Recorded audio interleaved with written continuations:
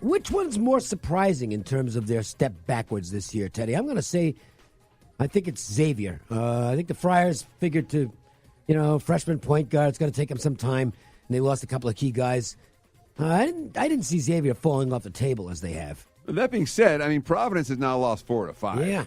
And I thought that there would be a pretty big drop-off at Xavier with the coaching change. I mean, it was bigger than I thought it would be. Mac was he's the heart and soul of that team. And you look at the defensive numbers for Xavier this season compared to seasons past. And, that's where you really miss a guy like Chris Mack. And so I would say the Friars. For me, the Friars have been the more disappointing of the two squads. I mean, again, 4 out of 5, and the overtime loss to Georgetown, but they're chalk at home against Creighton. They're supposed to win that game. And last time out against Marquette, they did a lot of things right. They dominated the boards in that game. They just got run out in the second half. Yeah, the other teams are going on runs against Providence, and we haven't seen that so much in recent seasons. And as for tonight, tough call. Patrick, what's happening with the number on this game? Talked about all the games we're going to address in the next couple of minutes here with Eric over at Superbook. Xavier minus 3.5. That's where it opened last night. And Eric said a little action on Providence, but nothing spectacular. The bigger move here has been with the total 141 to 139. But Eric indicated at least at the Superbook that's more a move with the market than the money they're seeing at their shop. I don't have a good feel for the game. I can't really lay points with Xavier. If I had to play it, I think I'd take the Friars, but just not comfortable with them right now, Teddy. Yeah, it's not a game that I even came close to getting involved with. It's, in my mind, two teams that I think I'm not comfortable putting my money on. I don't trust either of them to have a good game this evening. This game will get a lot of action. Big Ten games, especially traditional Big Ten battles like this one usually do. Purdue at Ohio State. Boilermakers playing good ball right now. This is kind of a desperate game for the Buckeyes, and how are the bettors approaching this one? Well, you mentioned Purdue playing well. Opened 1.5 on the road here, down to 1 at the Superbook. Yeah. And Eric said that's more. We've seen some support from Ohio State, perhaps a little bit blindly, and it's mostly parlay money. Public sees Ohio State, sees them at home, whether it's -1, +1, what have you. But he said really no sharp action on this one as of yet. It's a Purdue team that I think may have flipped that switch. You know what I mean? They were a little bit of underachievers early on. They had 6 losses. Maybe a little hangover from last year. But all 6 of the losses, either on neutral floors or away from home against good quality opponents. They didn't have any of those god awful losses. You're like, what happened? They got smacked around at Sparty 2 weeks ago, and they went to Wisconsin and gutted one out in overtime. And since then, back-to-back blowouts.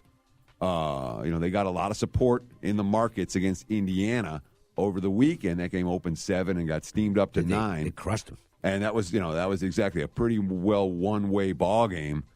And Purdue right now may well be a one-way team for me. If I'm not betting on the Boilermakers, I'm not likely to get involved, especially when you talk about a slumping Ohio State squad that, you look at this 0-4 skid in Big Ten play.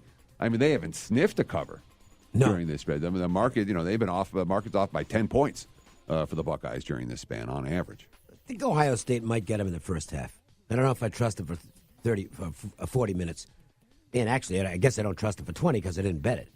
But I would lean that way. I think Ohio State comes out open for business tonight and plays well for at least a half.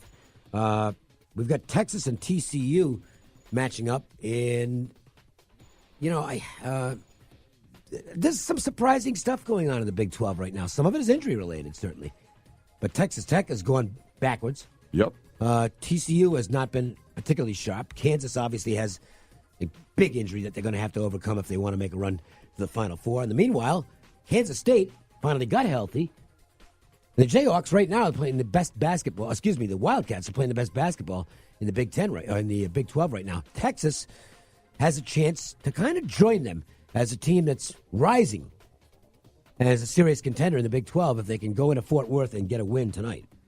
Yeah, but I mean, at 3-3, and really, I mean, through in Big 12 play, 11-7 overall, this is a Longhorns team that's, I don't want to say define mediocrity, but they haven't been a bet-on squad at any point in recent seasons, and I'm not convinced that they are this evening. But boy, Patrick, The markets seem to like Texas a whole lot, although we have seen some buyback. This number got pounded overnight, and now in the last couple hours at least, we've seen a little bit of support for TCU as home chalk. Right, TCU 2.5 now. This opened -5 on the overnight, so as you said, Teddy, just got pounded.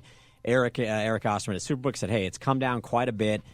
Did see it got as low as 1.5. Yeah, there were some ones and 1.5. Got down to 1.5, but Eric said this morning they got a little bit of sharp action on TCU -1.5, pushed them back up to 2.5. But this has been a bit of a wild up and down over the last 12 to 18 hours. And then we've got the Sharp Guy Play of the Day, which has now turned into the Steam Chaser Play of the Day. And I kind of understand this one, the logic here. Tennessee rising to the top of the college basketball rankings for what's that's worth. They're a number one team now. And they're going on the road and facing their chief rival in Vanderbilt. And you know that this is the game the Commodores want more than any other. And a lot of support, Patrick, for Vanderbilt plus the points at the windows. Yeah, sharp play early, as you indicated, Dave, on Vanderbilt. Late last night after this came out, bringing that down from I think 11.5, I believe you said the opener was, and got down to Tennessee -9. So again, sharp play early on that. I thought as low as 8.5. Yeah, so perhaps even lower. He did say Eric did say the Superbook's taking a little bit of public money on Tennessee, but most of that has been money line and money line parlays. It's definitely sharp players like the home dog tonight. Eddie, do you put anything into this? Because it used to work, actually, when a team would take the number one throne for the first time, and then they go on the road, and it's just like they're going to get beat. And it's changed a little bit since a tremendous run a few years ago, where it was like on a weekly basis. Yeah. Whoever the new number one was, just bet against them, and it was free money. I don't know if it's that easy anymore, but you can see why Vanderbilt's getting some play here. Sure, and of course, this is a Tennessee team that's not used to being in this position. It's not like the Vols are number one in the country every year, and all these kids have had this spotlight shining on them the way that it is right now. But you look at the other side of the equation. I mean, this Vandy team's a train wreck right now. Had to happen when they lost the freshman guard, and they really hung in for a while after that. But this kid was arguably as good a recruit as there was in the country, and he tore up his knee, and it's had to catch up with Vanderbilt, and it has. Sure. I mean, coming off, a 16-point home loss to Mississippi State. They're 0-5 straight up, 1-4 against the spread their last 5. The one cover they had came as a double-digit dog, which they were. They're not anymore. But the key, you talked about when your point guard gets hurt, what happens? All of a sudden, guys aren't getting the shots that they're supposed to be getting. 38% shooting from the floor during this 0-5 straight-up skid. And that's bad news against a Tennessee defense that does not give up open looks, does not give up anything in transition. It has been smothering foes for weeks. So I understand the sentiment towards the Commodores. Not with my money, not on that team. You know what? And this is one of the unfortunate things about the fact that first-half lines don't show up early like the full-game lines do. Because if your strategy here might have been, Vanderbilt's going to come out really excited about this. The crowd's going to be firing up. And Tennessee could be a little bit nervous. Let's get them in the first half. The problem is that first half line didn't show up until the full game line had already gotten beaten up. So you never really got a chance to score your value on the first half line. Which is why the first half lines don't come up overnight. Because the bookmaker's well aware. And, of course, when you're talking about the derivative markets to the general point spread, sometimes they don't get adjusted quite as quickly when the action comes in furiously. So the bookmakers like to have seen the early market moves before they put those numbers out. They can shade appropriately. Wraps up the MJ Christensen 4 at 4 portion of the show. Don't forget to visit MJ Christensen at Boca Park, at one and only location, your jewelry headquarters. Let's go to a couple of NBA matchups before the break. And the 76ers making statements all over the place right now. Philadelphia has gotten it together. And they will face the Spurs tonight, arguably the best game on the board tonight in the NBA. Yeah, it certainly has showdown potential. I like the spot here for San Antonio. They're coming off a bad effort, losing at home to the Clippers. Popovich, after the game, quote, "I think they out-executed us and out-competed us tonight, every way, shape, and form. And we were sloppy with the ball on top of it, so that's a bad combination." You read a quote like that from Coach Pop. One of the coaches who can get away with that, by the way. Well, a lot of them can't. A lot of them would, if they came out and said, "Hey, you guys sucked," which is what he said, basically. the response would not be positive in the NBA. Pop can get away with it. He does, and the players tend to respond. Of course, DeRozan's coming off a pretty awful game. He only scored 8 points, 4 of 16 shooting. There are some concerns about his ankle right now, but it's a Sixers team, and there's all kinds of questions for who's going to play and who isn't going to play for Philly tonight, as there has been on a pretty regular basis with the 76ers. We can expect this market to jump around fairly significantly, depending on what happens with Ben Simmons and Jimmy Butler between now and tip-off. Kickoff, tip-off. It's all good. We get it. At the book, Superbook opened 3.5 on this and went to 4. But Eric Osterman there said the action we've seen has been on the Spurs. Again, they were at 4 at one take at one point, had a bunch of takers at the +4, back to 3.5. And the Nuggets and Jazz, always a good matchup because this is a rivalry. It becomes a big game for both teams regardless of where they are in the standings. But right now it's a really big game for Denver because of where they are in the standings. They've got a chance. It doesn't mean they're going to be the favorite.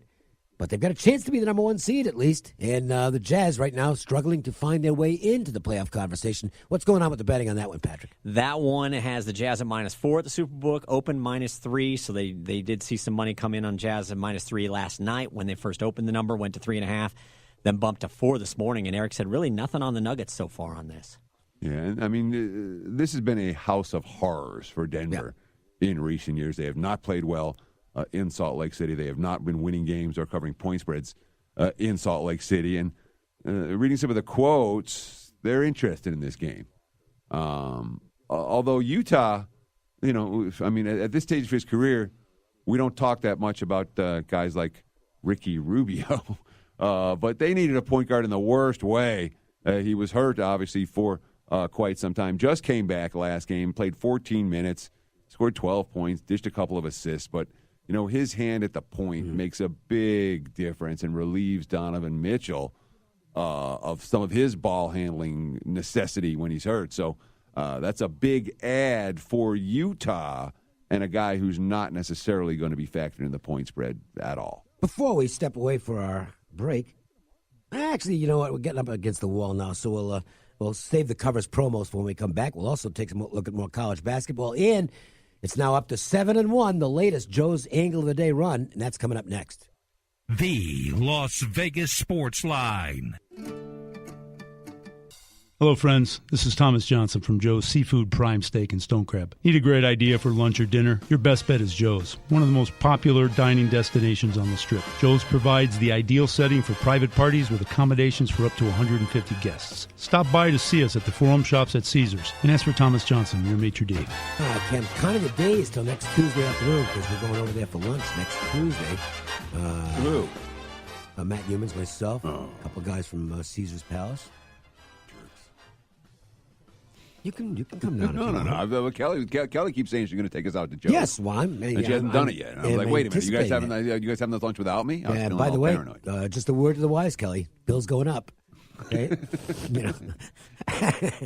the Joe's Angle of the Day has been really good, and it's on another one of its big runs, 7-1 on the last 8. Ralph Michaels furnished us with these, and you want to pay attention to them because they're just winning. So what do we have tonight, Teddy? And this one, you're actually getting a better number now than when he sent it. Joe's Angle. Toronto Raptors, 15-4 to the over as an away dog. The last 19 tries, they've cashed 15 over tickets. Indiana Pacers, 9-3 to the over in their last 12 overall. This total was 218, down to 217. Raptors and Pacers over the total is the Joe's Angle of the Day. We're going to do some more college basketball breakdowns on an attractive Wednesday night schedule. But before we do that, one of the sites that you have just got to bookmark and visit every day as we lead up to Super Bowl 52 is Covers.com. Patrick, you're involved on an extraordinary basis with the number of videos you're doing, and you're not the only one putting this stuff together. I mean, the whole staff at Covers is doing an amazing job with this. Yeah, we got a lot of content going up from a handful of us. Ton of great articles, commentary. Joe Fortenbaugh, Sharp 600 podcast, which you really shouldn't miss. He's doing some great stuff leading up to the Super Bowl. We got a big promotion for the Super Bowl. Covers does over Super Bowl weekend here at the Link. and also at the FanDuel Sportsbook in Atlantic City. We're going to be double dipping. I will not be double dipping. Are you going to be here? I will be right here. Okay, I was worried.